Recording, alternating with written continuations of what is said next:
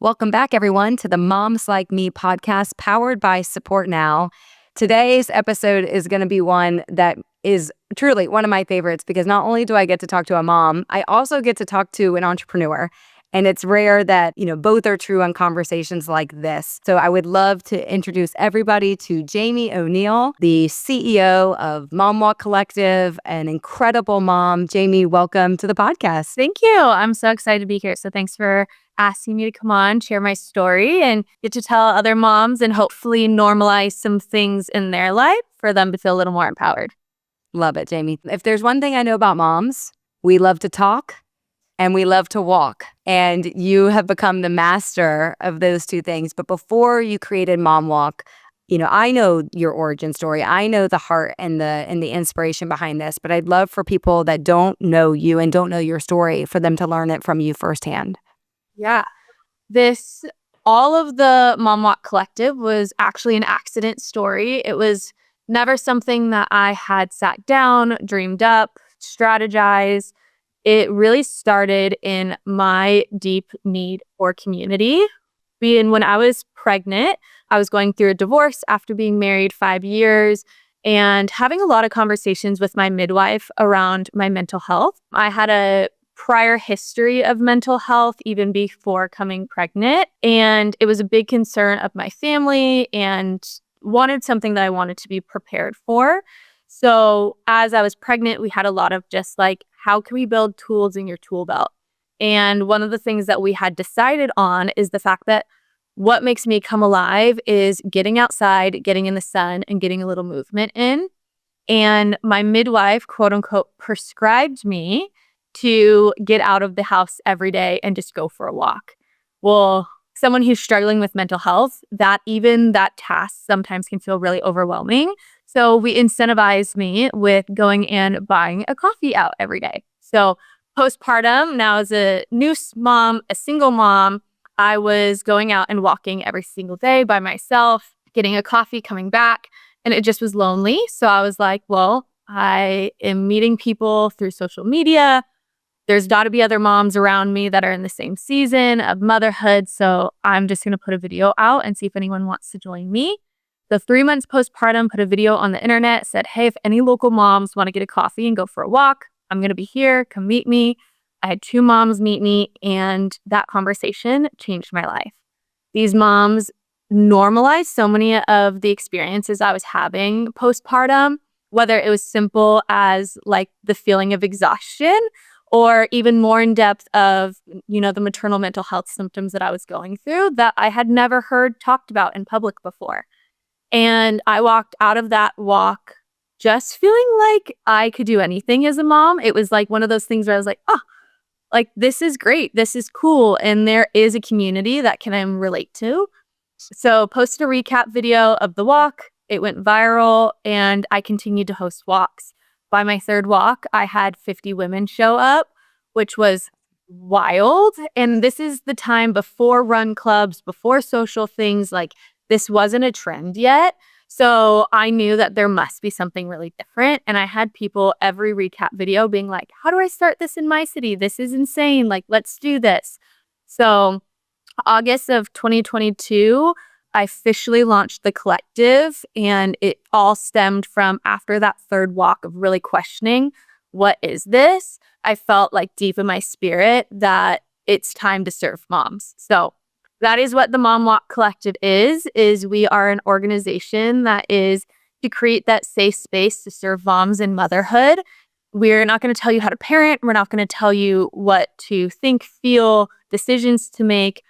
We're just replicating that first ever walk experience I had was to get out of the house, to be around other moms that are in same seasons, and for you to hopefully find people to do life with, find that village so then you can help raise the next generation.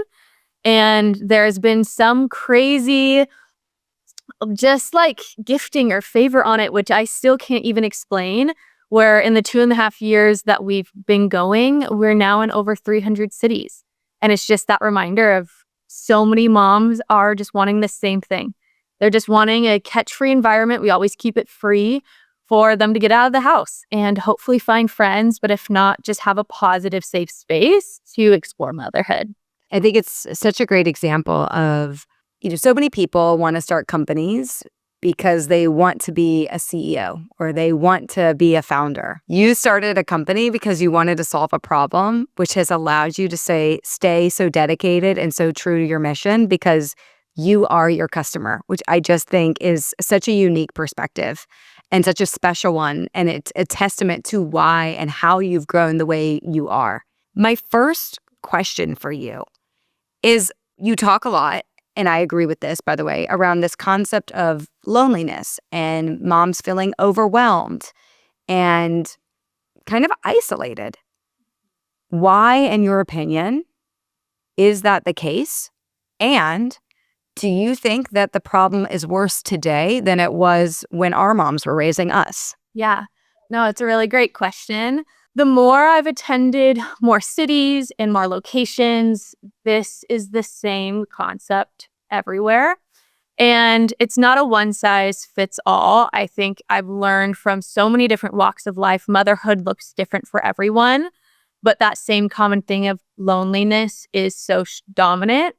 And it's through multiple factors. One, you may be the first one out of your friend group, family, whatever, to have children, which I can like raise my hand and say I was so judgmental of parents of just like not knowing and understanding until you become a mom. I mean, you're like, oh my gosh, I had no idea. Like the best statement ever that I think about that I used to say is like, well, why don't you just have the sitter put them down? Like they can put them to sleep. Like, what? It seems so simple, but like it's little things like that it as a parent, these tasks that to society feel so normal and so simple actually have so many complex. So it's, that thing being the first one. The other is maybe you moved to a new place. You don't have family around, you don't have friends around. So now you're raising a family and you have no support. The other is maybe you're making a big transition and leaving the workforce, of having that routine of going into the office and creating and producing. And now the creating and producing is within the house and it looks so different that way. And you don't know, you've never had that before. So there's that aspect. And there's all these different factors that could create that feeling of loneliness or isolation. And they all are looking for the same answer, is just to be normalized. No, like, yes, we're solving the issue that we're giving them a space to like have an opportunity outside the house or have an opportunity to meet some people or have some great conversation. But a lot of the time what I feel is people just want to be validated in that feeling and experience. And the validation alone just makes them feel so empowered as a mom. And one thing I say all the time is I didn't create anything new or like monumental or like crazy, because I'm even getting emails of my mom's moms, so these grandparents who had these same type of organizations and groups, 30 years ago, 40 years ago, but instead of using social media, I'm literally getting clips of newspaper articles of mom walking groups and, things in the phone book that you can call and find the meeting location, where I think this journey of evolution as a human, becoming a single person to a parent where part of you feels, you're raising life and you have that responsibility, has been relatable for so long. And I feel like we're actually improving versus, what our parents went through because of the access of positive social media. And that's where, I'm a big advocate that social media can be an amazing tool if used correctly. But I think this has always been going around, and now there's just more opportunity because we have more visibility and more ways of communication. Yeah, I think I had to smile at one of the things you said, because I think we all have those moments of looking back, those cringeworthy phrases or even just thoughts that we've had around moms that we've seen when you're not yet a mom. I'll have to share one of mine where I adore my niece and nephew and I admire greatly my sister-in-law. And before I was a kid, I remember thinking, we won't bribe like that, will we? Where you're trying to get one family picture and you're offering, something to get them to, calm down. And now I think that like, how could I ever, and I don't even think I said this to her face, which may be even worse, right? Where it's like, how could I ever think that? Because any mom out there who's ever tried to get professional photos or just a family picture with, so your grandparents or your parents have a good picture with your kids. We all know how pulling teeth, that can feel like pulling teeth. So I love that. I think that's true. And I also think I love your outlook on that. In some ways it is easier for moms now because we have access to so much.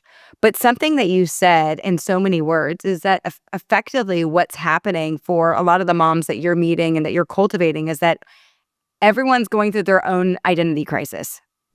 For some, it's the identity crisis of going from not being a mom to a mom. For some, it's that plus maybe leaving the workforce. Of course, the dynamics with a significant other. In your case, it was even particularly unique. And I think, I think of a phrase that one of my friends told me after she had her baby.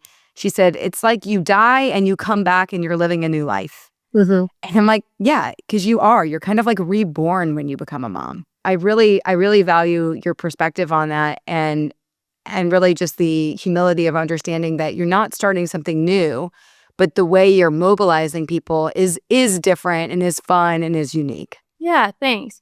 It's one of those things where I think even talking on the identity aspect, there's so many different opinions on like getting back to the old you or tapping into the old new or like just leaving the old you behind or all of that, where I think my eyes have been so open, having thousands of conversations with thousands of different women on that whole topic in itself, because I think there is no like you are becoming a new person or you still have the old person in you.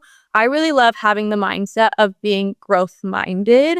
And I really love encouraging my moms in that of like, as long as we always remain a student, life will be really beautiful. And I think there is this societal pressure of like mastering motherhood. Like you should feel confident. And like, if even to the judgmental aspect, when you saw like a kid throwing a fit and you'd be like, oh, I would never do that, of being like, oh, I'm actually like, there must be something going on. There must be something greater. There must be facts about this, where I really encourage my moms of like, become a student of yourself, become a student of other mothers, become a student of the environment you're around, because life is going to continue to evolve.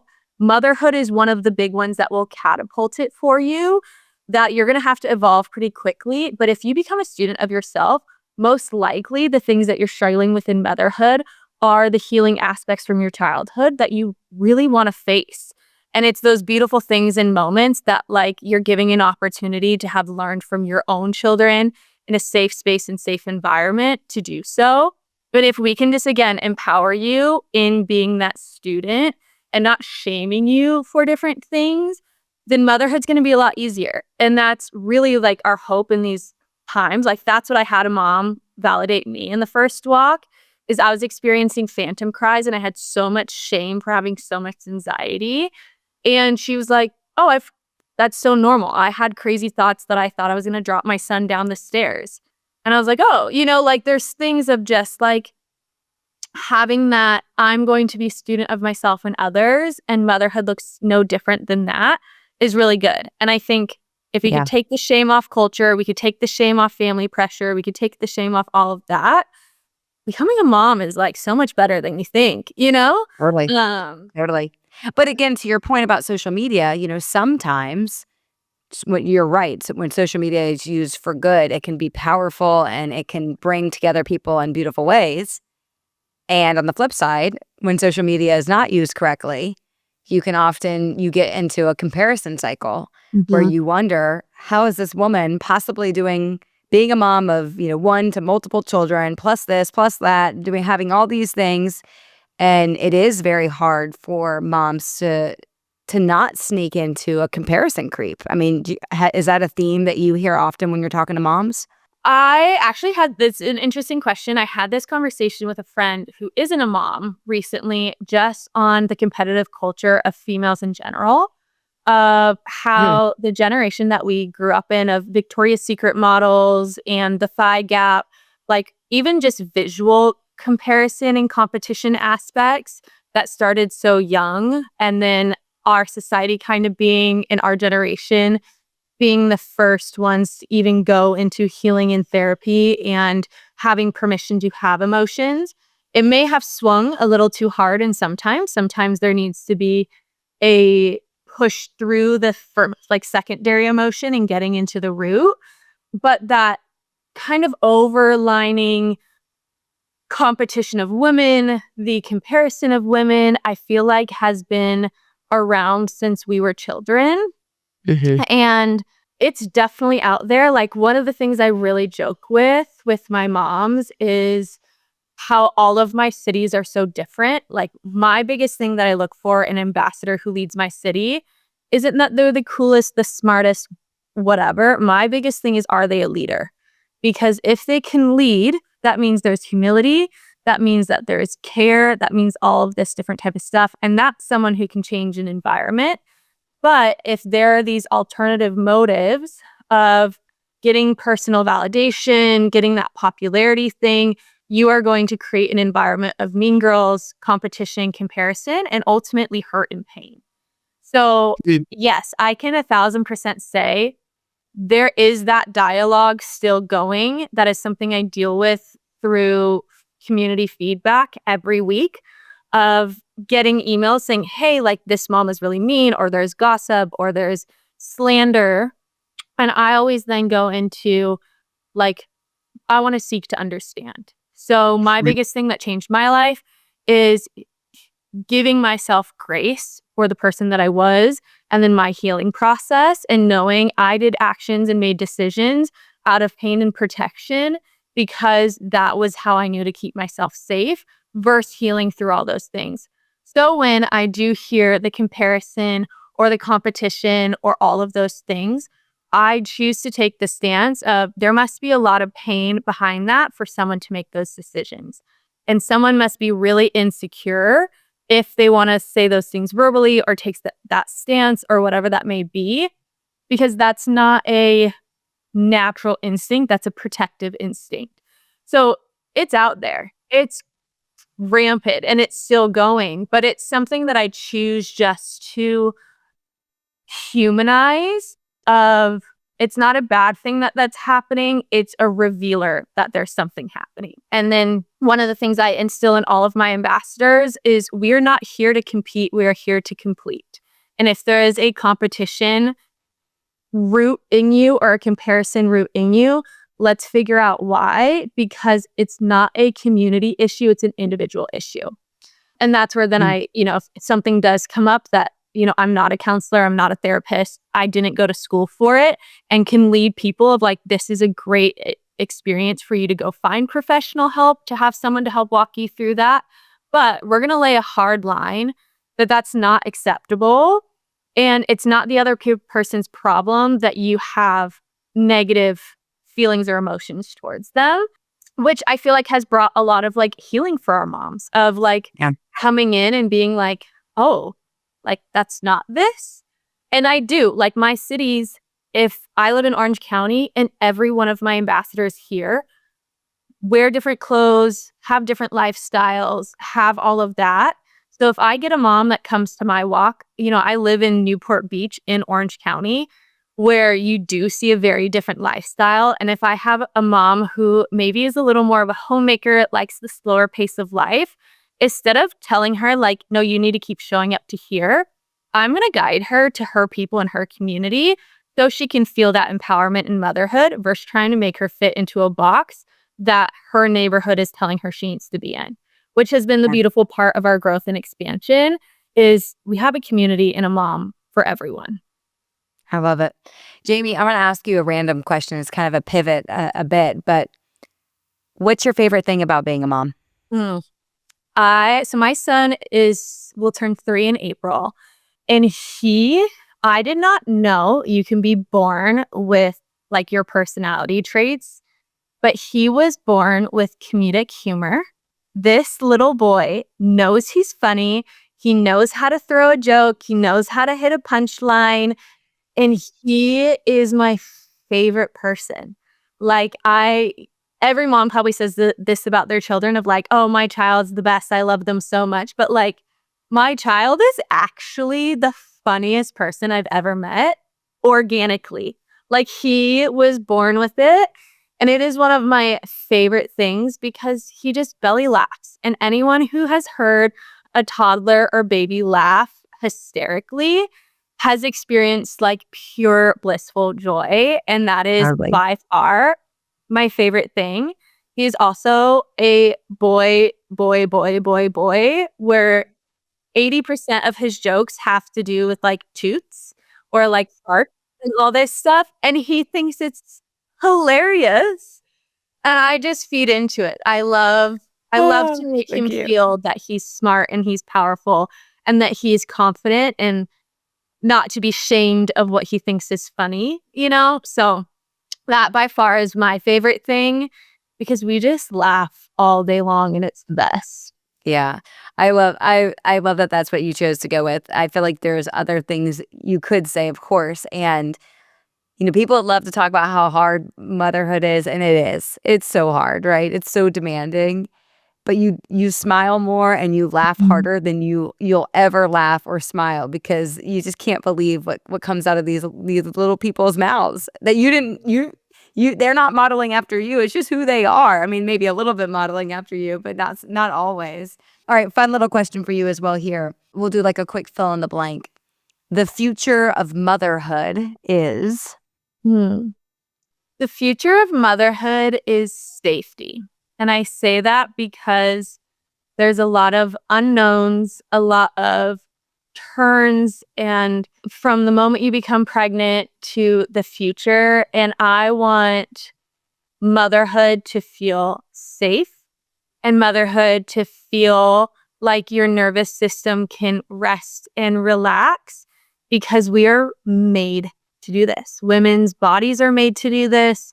Our hormones, our DNA, the way our brains think. So just like taking the big breath, the big relaxation, and like the future of motherhood is safe. Like there yeah. is so much to just come into. And I really would love to see that be a bigger conversation of like, you can take a deep breath because you are made to do this. Mm, it's a really beautiful perspective. It's like as overwhelming as it all is. Like it's almost like God designed you to do this, and Mhm. you are. As I see this on social media, it's not my line. Like you are made perfectly to be the mom for this child that you have, no matter who they are, and no matter how many challenges come with that child. You are perfectly designed to be this person's mother. I think that's really beautiful. And then lastly, Jamie, I'd love for you to share, like you mentioned before, 300 cities, a booming list, thousands of moms that show up on a weekly basis. It's so impressive. And I am very confident that there are people going to be listening saying, well, how do I know if there's a walk in my city, or how do I become an ambassador? So please, please, please share with everyone about how they can get involved with Mom Walk Collective and to start getting some of the benefits that you've helped cultivate. Yeah, this is the most exciting thing. So, our website is our biggest directory of where to find everything. So, if you go to the momwalkcollective.com, we have a walk finder there. So, you can type in your zip code and it will pull up a pin that then will forward you to that local city's Instagram account. Each city posts their own calendar at the beginning of every month, and every city is required to host 2 free walks/gathering a month. So you always have 2 free experiences to go and experience and have fun. If we don't have one near you, also on our website, we have an ambassador application form, and we'll send you an email on the first of every month to kind of walk you through onboarding. Like I said, we're really looking for someone who wants to serve and lead in their city, not a popularity contest, not someone who wants like a massive thing. We're really looking for people who want to create impact. So if that's something that seems exciting for you, please, please, please apply. And if you want to find what we're doing on a big global level, our Instagram is our best. So it is the Mom Walk Co. on Instagram. You'll see all of the fun things happening there.